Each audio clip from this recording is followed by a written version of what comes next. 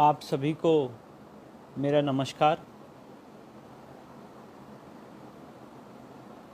धर्म संस्थापना के देवता भगवान श्री कृष्ण के चरणों में मेरा नमन।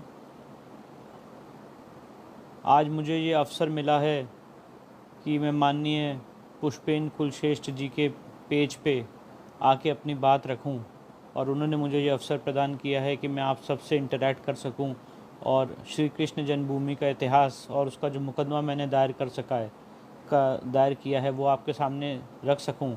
मैं उसके लिए उनका बहुत बहुत आभार व्यक्त करता हूं और अपनी बात को शुरू करने से पहले भगवान श्री कृष्ण के चरणों में नमन करता हूं, धर्म संस्थापना के देवता के चरणों में नमन करता हूं कि जिन्होंने मुझे शक्ति दी कि ये मैं केस मथुरा की सिविल अदालत में दायर कर पाया। अब मथुरा जन्मभूमि का जो इतिहास है वो बहुत ही रक्त रंजित इतिहास है और वो इतिहास इतना रक्त रंजित है कि उसको जितना शब्दों में बयान किया जाए वो उतना ही कम है।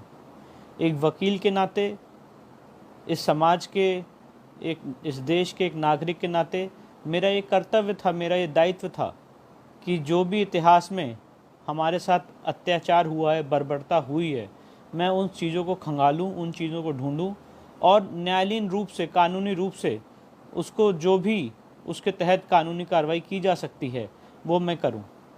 मेरे पिता माननीय श्री हरिशंकर जैन जी, जिन्होंने 40 साल राम जन्मभूमि केस की लड़ाई लड़ी, उन्होंने इस केस की ड्राफ्टिंग स्टार्ट की और हमारी पूरी टीम ने इस केस की रिसर्च वर्क की। पिछले 1 साल से काम चलता रहा।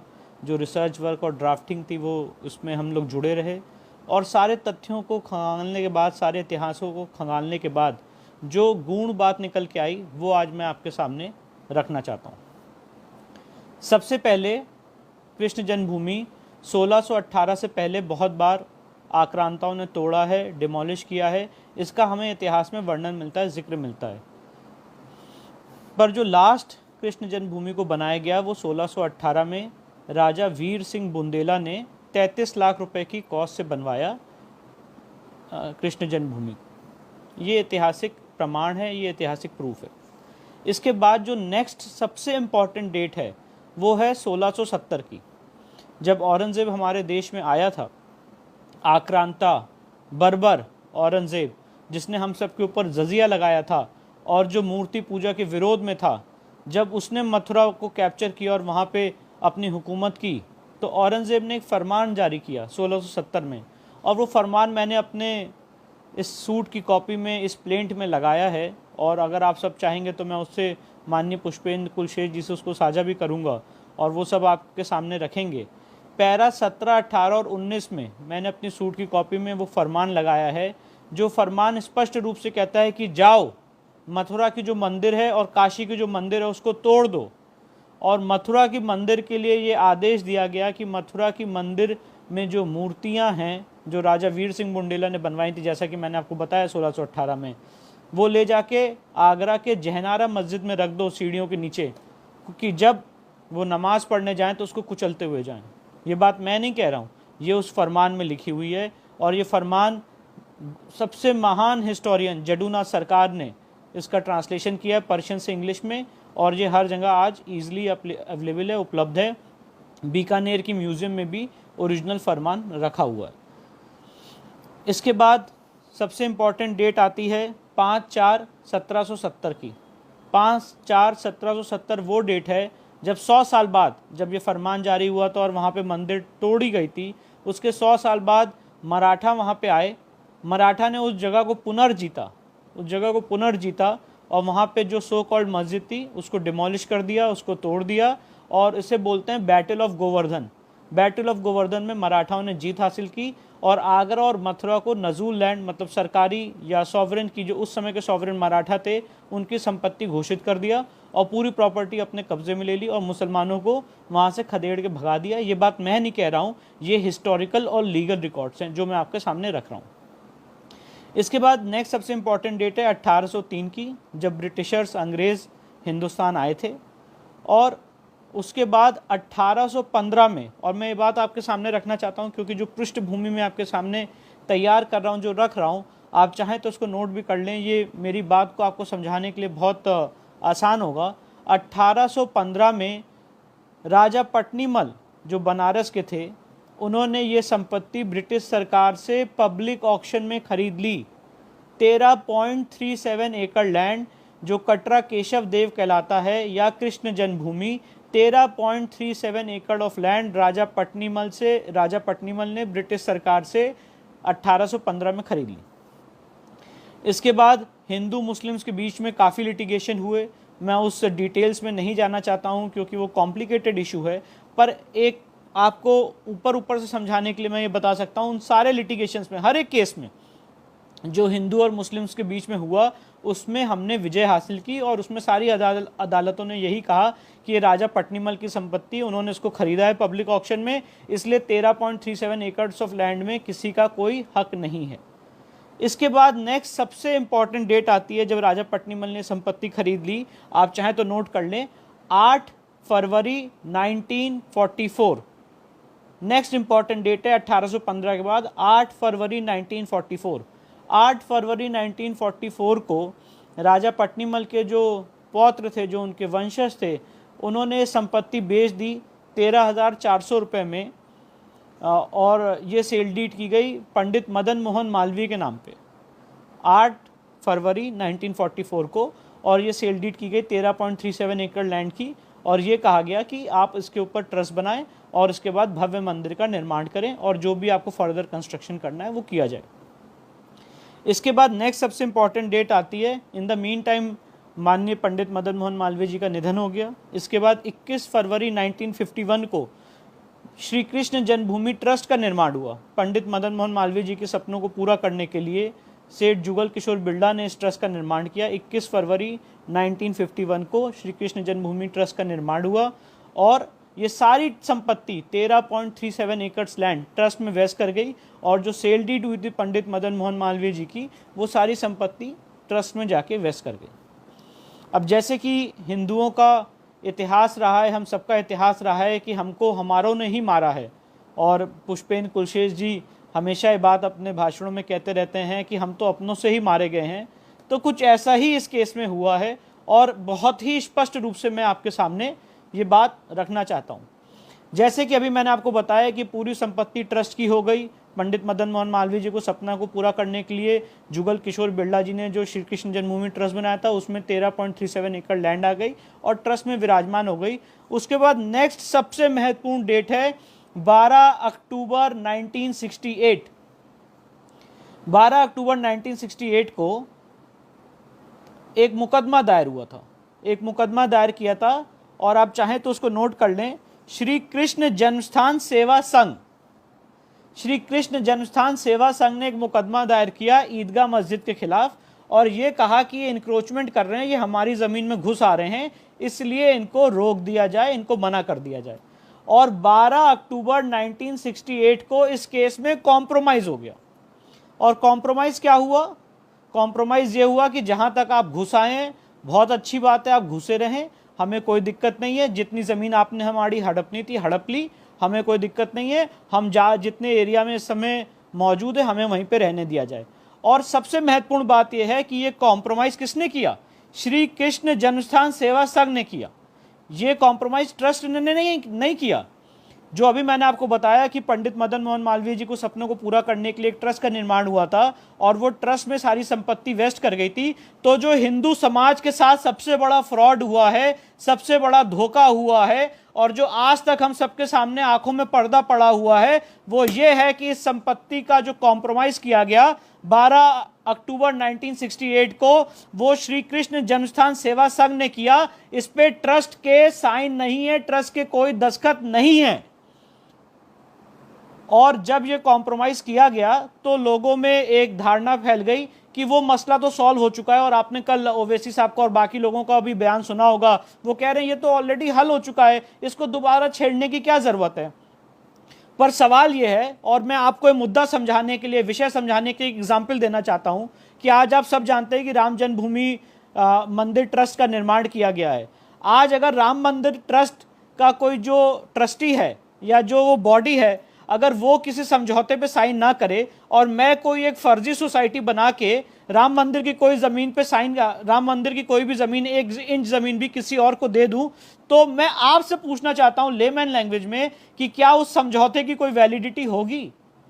जाहिर तौर पे उस समझौते की कोई भी वैलिडिटी नहीं हो सकती है। और बहुत ही लेमैन भाषा में, लीगल एक्सपर्ट ना होने के कारण भी यही हमारी बहस भी है सुप्रीम कोर्ट के सामने, और जो मथुरा की सिविल कोर्ट है उसके सामने भी, सिविल जज सीनियर डिवीजन के सामने, कि ये जो समझौता हुआ है 12/10/1968 को, ये इलीगल है, सेक्शन 44 ऑफ एविडेंस एक्ट का वायलेशन है, ये कोल्यूसिव डिक्री है, और संघ को कोई अधिकार ही नहीं था इस प्रॉपर्टी पे समझौता करने का। और अगर किसी को अधिकार था तो वो ट्रस्ट होता, और ट्रस्ट ने इस प्रॉपर्टी में कोई समझौता या कोई दस्तखत नहीं किए।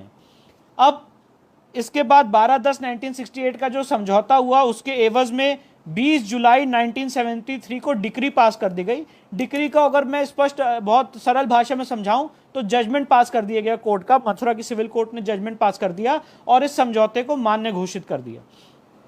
अब सुप्रीम कोर्ट के एक नहीं, 1000 बहुत सारे जजमेंट्स हैं, सीरीज ऑफ जजमेंट्स हैं, जो मुझे ये हक देते हैं, मुझे ये राइट देते हैं कि अगर कोई कॉम्प्रोमाइज फ्रॉड से किया गया है, कोल्यूसिव है, सेक्शन 44 ऑफ एविडेंस एक्ट का वायलेशन है, तो आप उसको कभी भी चैलेंज कर सकते हैं।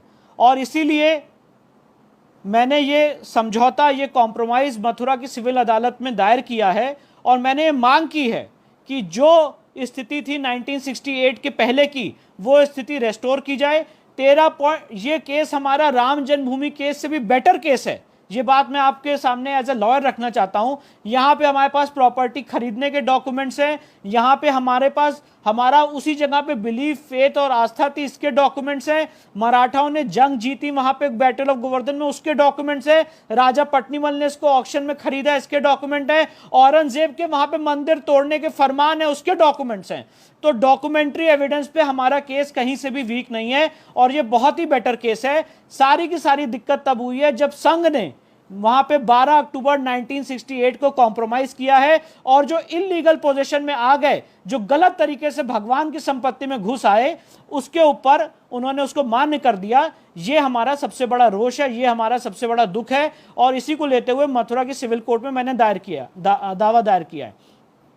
अब ये दावा मैंने भगवान की तरफ से दायर किया है, भगवान श्री कृष्ण विराजमान, और ये कॉन्सेप्ट भी मैं आपके सामने एक्सप्लेन करना चाहता हूं कि ये दावा भगवान ने क्यों दायर किया है। अब हिंदू लॉ में अगर आप राम जन्मभूमि केस के पैरा 116 को पढ़ेंगे तो उसमें बड़ी खूबसूरती से सुप्रीम कोर्ट के 5 जजेस ने यह एक्सप्लेन किया है कि अगर कोई आदमी मंदिर बनाना चाहता है और मंदिर बनाने का संकल्प लेता है कि मैं आज मंदिर बनाने का संकल्प ले रहा हूँ, उसके लिए जो भी दान दक्षिणा करता है और उसके एवज में वो मंदिर बनता है, तो उसके बाद अगर कोई भी आक्रांता, और ये बात बहुत इंपॉर्टेंट है, इसको प्लीज नोट करिएगा, उसके बाद अगर कोई भी आक्रांता, कोई भी इन्वेडर, कोई भी व्यक्ति आके अगर उस मंदिर को तोड़ता है, तो वो संकल्प अमर रहता है, वो संकल्प अमिट रहता है, वो संकल्प कभी नहीं हट सकता है। ये मैं नहीं कह रहा हूं, सुप्रीम कोर्ट के 5 जजेस ने राम जन्मभूमि के केस में पैरा 116 में कहा है। और आप सबसे मैं गुजारिश करूंगा, रिक्वेस्ट करूंगा कि, और माननीय कुलश्रेष्ठ जी से भी गुजारिश करूंगा, क्योंकि वो इतने लर्नेड व्यक्ति हैं कि वो इसको समाज में लोगों के सामने लेके जाएं, राम जन्मभूमि का पैरा 116। तो जो राजा पट्नीमल ने, उनके हेयर्स ने, पंडित मदन मोहन मालवीय ने भगवान श्री कृष्ण जन्मभूमि को वहां पे भव्य मंदिर निर्माण करने के लिए जो संकल्प लिया था कि वहां पे भव्य मंदिर का निर्माण हो, वो संकल्प अमर है, वो संकल्प अमिट है। और इसी के लिए वहां पे कभी भी कोई भी आ जाए, कोई भी फेक कॉम्प्रोमाइज कर ले, डेटी की प्रॉपर्टी से, भगवान की प्रॉपर्टी से 1 इंच का भी समझौता नहीं कर सकता है। और मैं अपने आर्गुमेंट को एक स्टेप फर्दर ले जाना चाहता हूं कि अगर मान लिया जाए कल को ट्रस्ट, चाहे राम मंदिर ट्रस्ट हो, चाहे कृष्ण जन्मभूमि ट्रस्ट हो, वो अगर भगवान की संपत्ति से समझौता करना चाहता है भगवान के इंटरेस्ट के खिलाफ, तो वो भी नहीं कर सकता है। भगवान के इंटरेस्ट के खिलाफ कोई काम नहीं कर सकता है। और ट्रस्ट का निर्माण इसीलिए किया जाता है, या किसी भी सेवा संस्था का निर्माण इसलिए किया जाता है कि वो भगवान के इंटरेस्ट को प्रोटेक्ट करे। और यहाँ पे आप देख रहे हैं कि एक फर्जी सोसाइटी, जिसका इस जगह से कोई मतलब नहीं था, उसने यहाँ पे एक कॉम्प्रोमाइज एंटर कर लिया। और आज हर जगह अखबारों में भी है कि वो कॉम्प्रोमाइज उस समय 1968 में जिला अधिकारी और एसपी के दबाव में किया गया। ये सारी बातें भी आई हैं।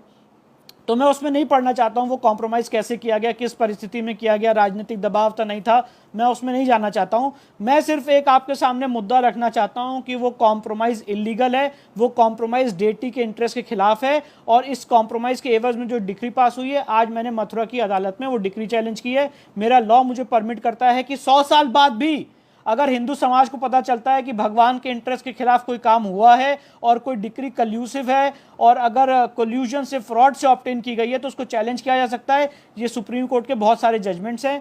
तो इसी सीरीज, इसी लाइन ऑफ आर्ग्यूमेंट के साथ ये मथुरा की केस में दावा दायर किया गया है। आपके सामने मैं और कुछ तथ्य रखना चाहता हूं कि आपको पिक्चर और क्लियर हो जाए। एक सबसे इंपॉर्टेंट बात यह है कि इस केस में 1921 में 9 मार्च 1921 को एक केस दायर किया था मुसलमानों ने, मुस्लिम्स ने दायर किया था। और ये केस, आप चाहे तो डेट नोट कर लें, ये सब बहुत इंपॉर्टेंट होगा। 16 मार्च 1923 को ये केस डिसमिस हो गया और हिंदू इस केस में जीत गए, और उसमें भी यही बात थी कि हमें मंदिर की जगह दी जाए, उसमें वो हार गए। इसके बाद 1928 में राजा पट्नीमल के जो हेयर्स ने एक केस दायर किया था कि मुस्लिम हमारी संपत्ति में घुस रहे हैं, उनको रोका जाए, वो भी वो केस जीत गए। उसके अगेंस्ट वो फर्स्ट अपील में गए, सेकंड अपील में गए हाई कोर्ट तक, वहां से भी वो हार गए। और ये सेकंड अपील का ऑर्डर है 21 फरवरी 1935 का, जिसमें भी हिंदुओं को जीत मिली। तीसरा सबसे इंपॉर्टेंट दावा दायर हुआ है 1946 में, जो मुस्लिम्स ने जब सेल डीड हो गई थी, जैसा मैंने आपको बताया 1944 में, उसके बाद मुस्लिम्स ने दावा दायर किया कि ये सेल डीड गलत हुई है, ये सेल डीड नहीं होनी चाहिए थी। वो दावा भी मुस्लिम्स का डिसमिस हो गया 21 जनवरी 1953 को। आप देखिए कैसे हम बराबर जीतते चले आए हैं, और उसके बाद भी हमारी संपत्ति के साथ कॉम्प्रोमाइज किया गया है।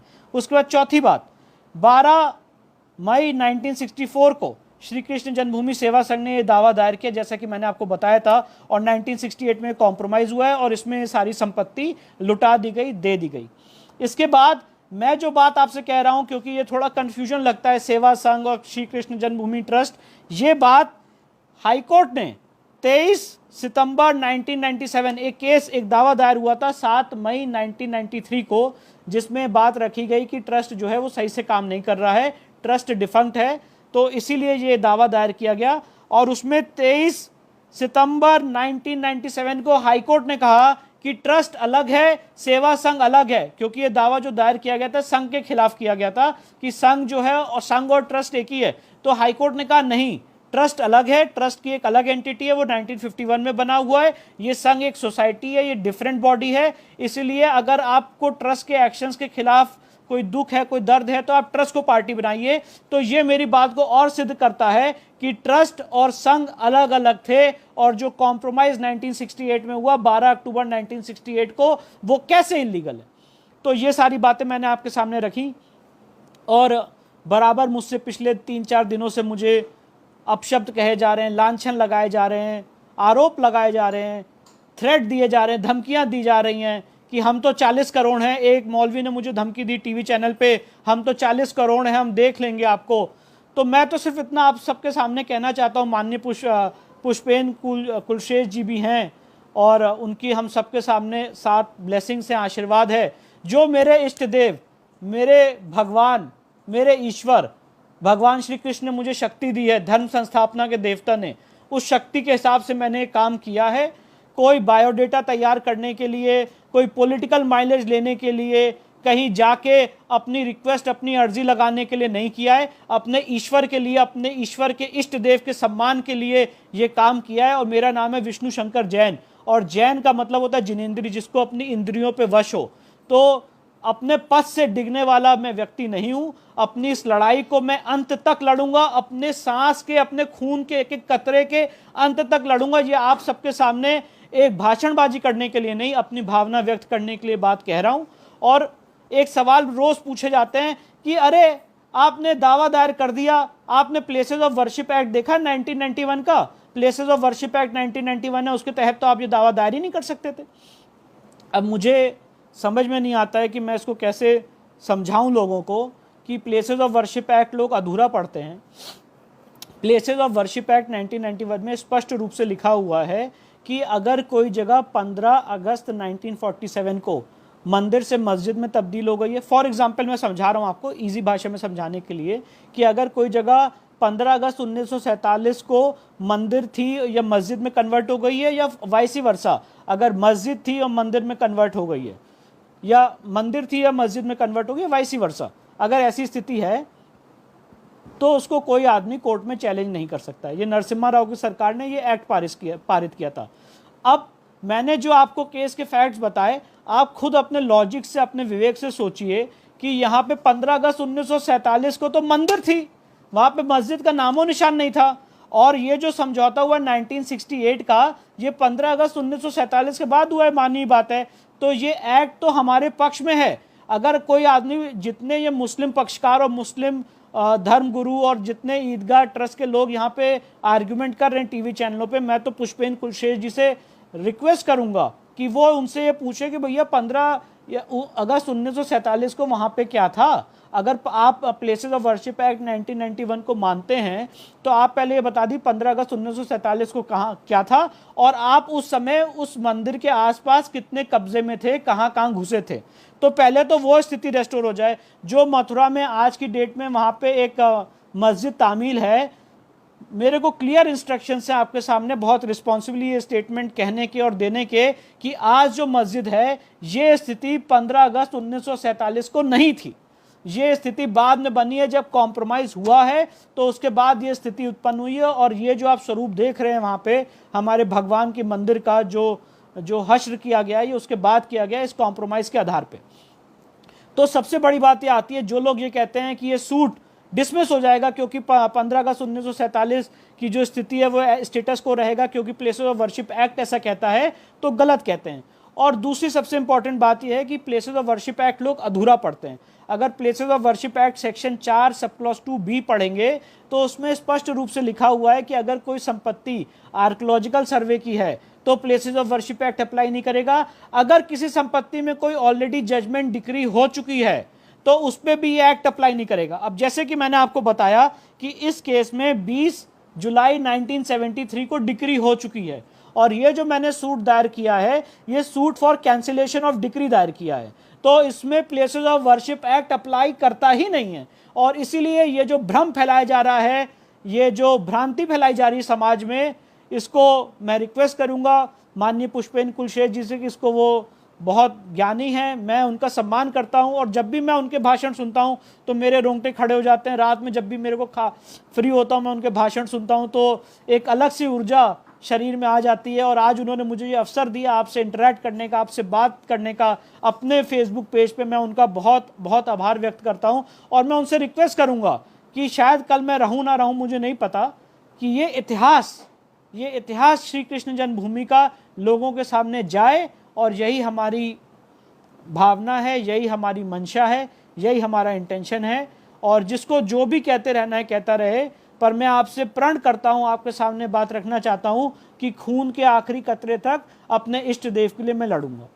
यही सारी बातें कहते हुए मैं अपनी वाणी को विराम देता हूं, और आप सबसे रिक्वेस्ट करूंगा कि आप इसको, इतिहास को और अच्छे से पढ़ें और इसके लिए, इस लड़ाई में सहभागी बने और अपना योगदान प्रदान करें। बहुत बहुत धन्यवाद, बहुत बहुत धन्यवाद।